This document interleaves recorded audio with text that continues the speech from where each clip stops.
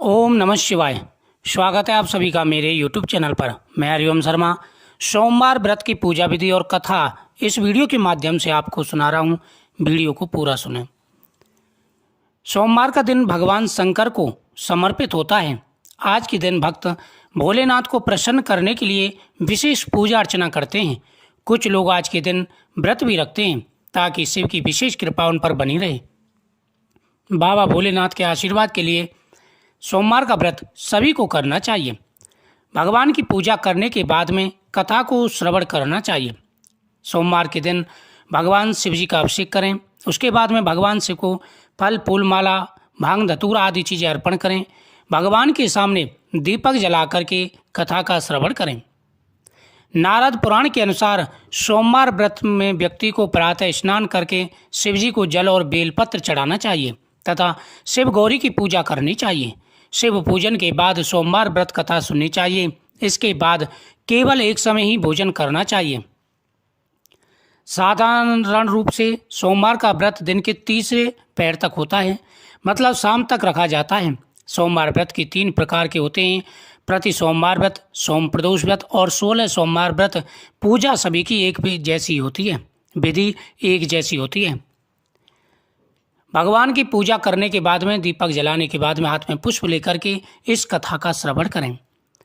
एक समय की बात है, किसी नगर में एक साहूकार रहता था। उसके घर में धन की कोई कमी नहीं थी, लेकिन उसकी कोई संतान नहीं थी। इस कारण वह बहुत दुखी था। पुत्र प्राप्ति के लिए वह प्रत्येक सोमवार व्रत रखता और पूरी श्रद्धा के साथ शिव मंदिर जाकर भगवान शिव और पार्वती जी की पूजा किया करता था। उसकी भक्ति देखकर एक दिन मां पार्वती प्रसन्न हो गई और भगवान शिव से उस साहूकार की मनोकामना पूर्ण करने का आग्रह किया।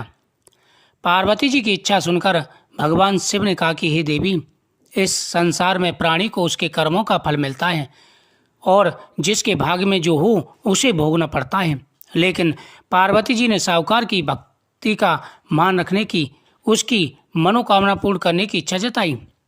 माता पार्वती के आग्रह पर शिवजी ने साहूकार को पुत्र प्राप्ति का वरदान दिया, लेकिन साथ ही यह भी कहा उसके बालक की आयु केवल 12 वर्ष की होगी। माता पार्वती और भगवान शिव की बातचीत को साहूकार सुन रहा था। उसे ना तो इस बात की खुशी हुई और ना ही दुख हुआ। वह पहले की भांति शिवजी की पूजा करता रहा। कुछ समय के बाद साहूकार के घर एक पुत्र का जन्म हुआ। जब वह बालक 11 वर्ष का हुआ, उसे पढ़ने के लिए काशी जी भेज दिया। साहूकार ने उस पुत्र के मामा को बुलाकर उसे बहुत सारा धन दिया और कहा कि तुम इस बालक को काशी विद्या प्राप्ति के लिए ले जाओ और मार्ग में यज्ञ करते जाना, ब्राह्मणों को भोजन कराते जाना, उनका आशीर्वाद जरूर लेते जाना। दोनों मामा भांजे इसी तरह यज्ञ कराते हुए ब्राह्मण को दान दक्षिणा देते काशी जी की ओर चल पड़े।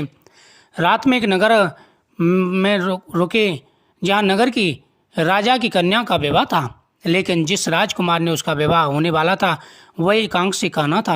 राजकुमार के पिता ने अपने पुत्र के कान्हा होने की बात को छुपाने के लिए एक चाल चली। साहूकार के पुत्र को उस देखकर उसके मन में एक विचार आया। उसने सोचा क्यों ना इस लड़की को दूल्हा बनाकर राजकुमारी से विवाह करा दूं।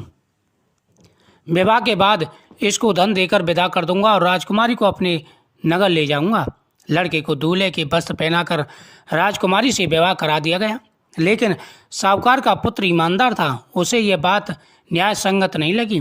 उसने अवसर पाकर राजकुमारी की चुन्नी के पल्ले पर रख दिया, तुम्हारा विवाह तो मेरे साथ हुआ है, लेकिन जिस राजकुमार के संग तुझे भेजा जाएगा वह एकांक्षी कान्हा है।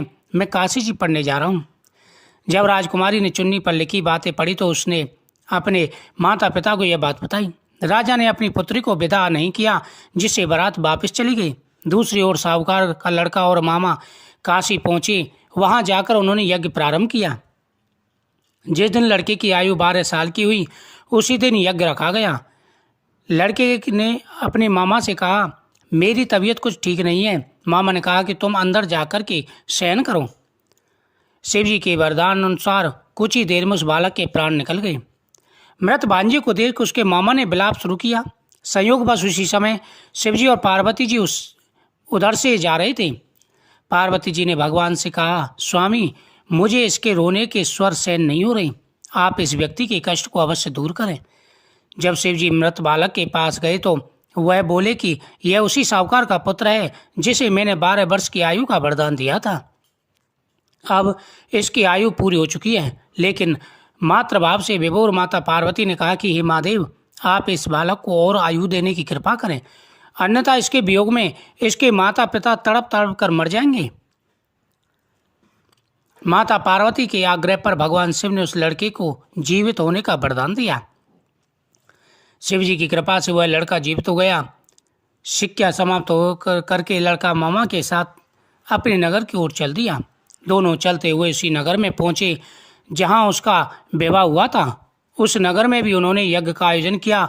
उस लड़के के ससुर ने उसे पहचान लिया और महल में ले जाकर उसकी खातिरदारी की और अपनी पुत्री को विदा उसके साथ कर दिया। मामा भांजे वहाँ पर कुछ दिन रुके। उसके बाद में जब विदा हो गए, बहुत सारा धन और राजकुमारी को लेकर के अपने नगर के लिए चल पड़े।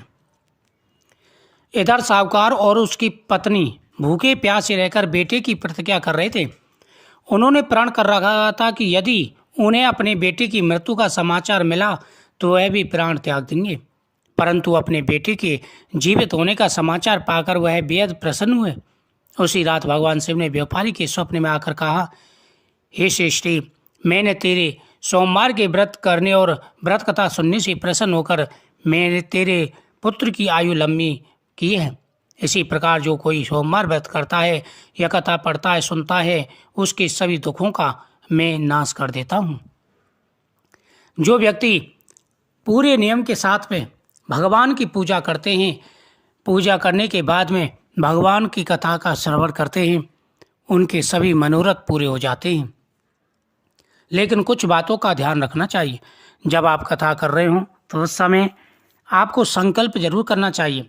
जिस कार्य के लिए आप पूजा कर रहे हैं, जिस कार्य के लिए आप भगवान की आराधना कर रहे हैं, वह आपको जरूर बोलना चाहिए। भगवान के सामने हाथ में जल लेकर के संकल्प करें कि हे महादेव, हे भोलेनाथ, हे शंकर, हम इस कार्य के लिए यह पूजा अर्चना कर रहे हैं, आप हमारे इस कष्ट को दूर करें।